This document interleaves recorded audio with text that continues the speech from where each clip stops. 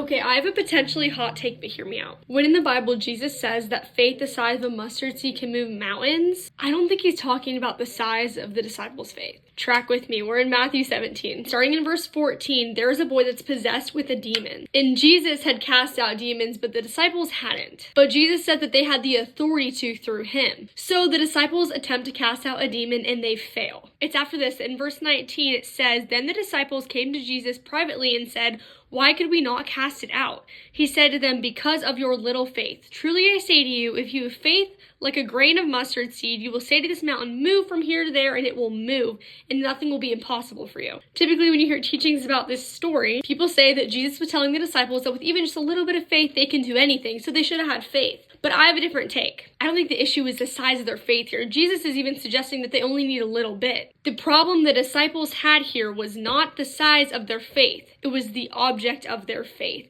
These disciples seemed to have a lot of confidence and a lot of faith in their ability to cast out demons, but what they were missing was that when you put trust in yourself, that's something very small, but when you put your trust in something way bigger, you only need a little bit of faith for that big thing to move mountains for you. So I think the true teaching here is, what is your faith in? Is your faith in you or other people, something worldly, or is it in your Lord and Savior who can move mountains for you if you only have a little bit of faith in him? A whole lot of faith in the wrong thing is not powerful, but just a little bit of faith in the right thing gives you the power to cast out demons.